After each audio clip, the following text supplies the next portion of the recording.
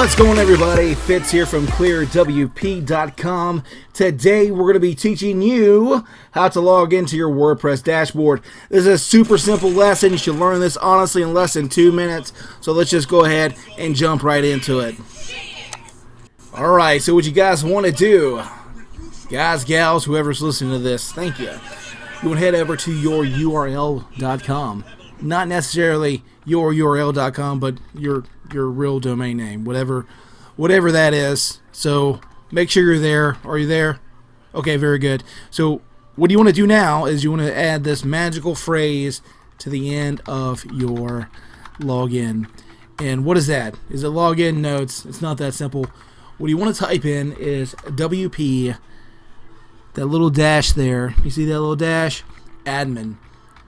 You want to hit that enter button, click go, whatever it is. That's going to take you to your destination. You just want to press that button. And once you're there, you're going to see something magical. You're going to see a login screen. And once you see that login screen, you just want to type your username and password. Then boom, you're in. If you don't know your username and password, that's a different video.